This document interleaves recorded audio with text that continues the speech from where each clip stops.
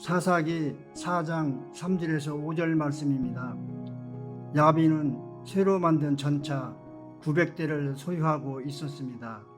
그가 20년 동안 이스라엘 자손을 심하게 억압했기 때문에 이스라엘 자손들이 여호와께 부르짖었습니다. 라피도스 아내인 여행원자 드보라가 사사로서 이스라엘을 통치했습니다. 그녀는 에브라임 산간지대의 라마와 베델 사이 드보라의 종려나무 아래에 앉아 있곤 했는데 이스라엘 자손들이 재판을 위해 그에게 찾아왔습니다. 아멘. 사사 에굿이 죽자 이스라엘 백성들은 또다시 하나님께서 보시기에 악한 길로 들어가게 됩니다. 반복되는 이스라엘 백성들의 불순종은 단순한 실수가 아니었습니다. 하나님을 잊어버리고 무시하고 하나님의 말씀, 곧 진리에서 떠난 결과였습니다.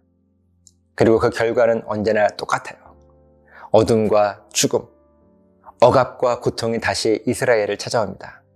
하지만 4절 말씀을 보면 이처럼 어두운 상황 속에서도 하나님은 자기 백성들을 끝까지 포기하지 않으십니다. 하나님은 드보라라고 하는 한 사람을 새롭게 사사로 세우십니다. 라피도스의 아내 예언자 드보라가 이스라엘을 통치하게 됩니다.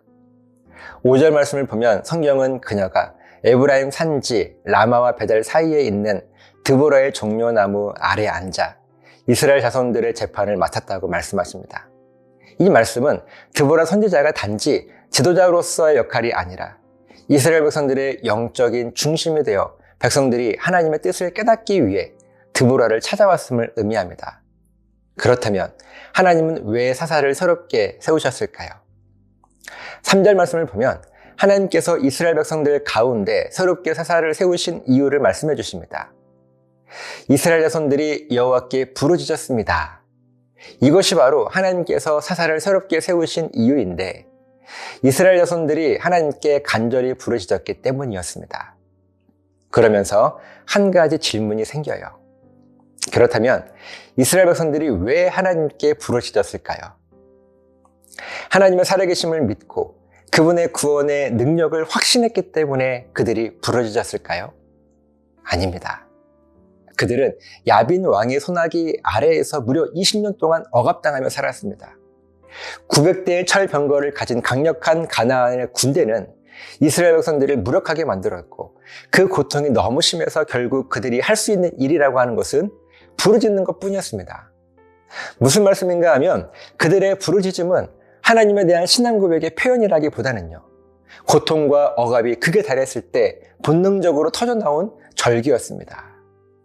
하지만 우리에게 너무나 큰 은혜인 것은요, 우리 하나님은 우리들의 이처럼 처절한 절규마저도 결코 외면하지 않으신다는 사실입니다. 그들이 어떠한 이유에서든 하나님을 찾았기 때문에 하나님은 그 부르짖음을 들으시고 그들을 구원하시기 작정하시면서 사사를 세우신 것입니다. 여기서 우리는 우리를 향한 하나님의 크신 은혜를 다시 한번 깨닫게 됩니다. 하나님은 우리가 얼마나 준비되어 있느냐, 얼마나 경건하냐, 그 이유가 얼마나 순수하냐를 먼저 따지지 않으십니다. 단지 우리가 하나님을 찾는 그 마음, 그 부르짖음 하나에도 응답하시는 거예요. 그렇다면 오늘 여러분은 어떤 이유로 하나님을 찾고 하나님을 부르짖고 있습니까? 지금 너무 고되고 힘든 현실을 잠시라도 벗어나고 싶은 마음으로 하나님께 나아가고 있으십니까?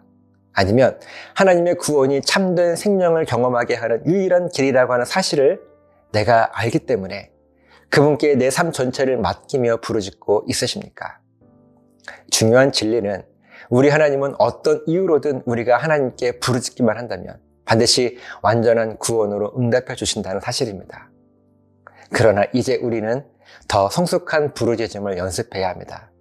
단지 지금의 고통을 피하고자 하는 부르짖음이 아니라 하나님의 구원이 얼마나 위대한 능력인지를 내가 알기 때문에 그 구원을 갈망하며 하나님을 찾는 부르짖음이어야 합니다. 지금 당장의 고통 때문이 아니라 구원자 되신 하나님을 내가 신뢰하고 의지하기 때문에, 그분의 능력이 내 삶의 모든 죽음을 이길 수 있다는 그 확신 때문에 우리들은 부르짖을 수 있어야 합니다.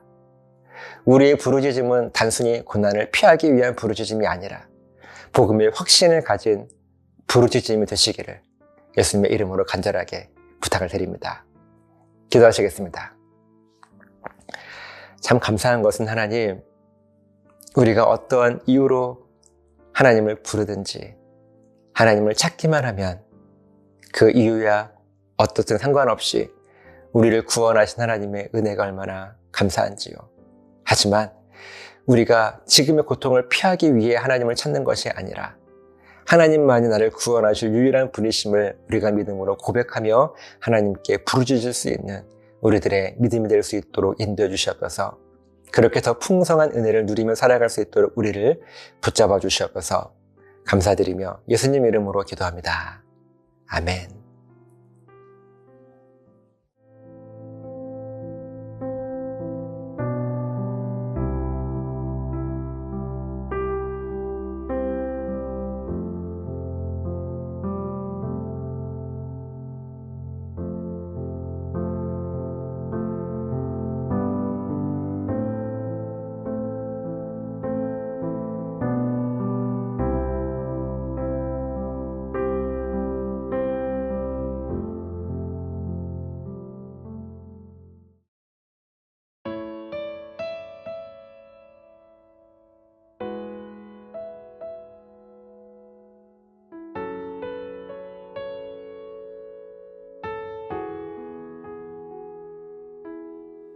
주 발 앞에 무릎 꿇고 그 사랑에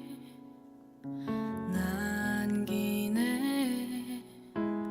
어떤 말도 그 어떤 소리도 그 발 앞에서 잠잠해지네.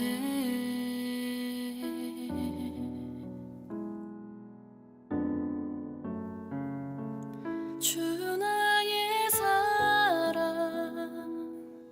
그 발 앞에 앉아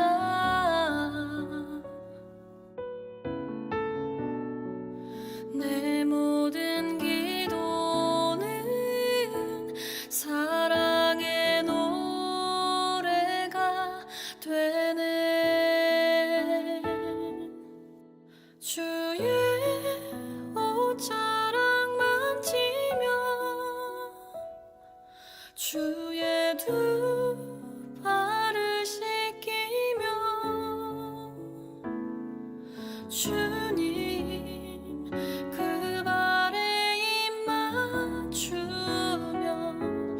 나의 왕관을 놓으리.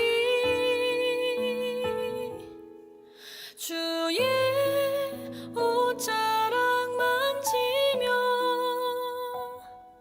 주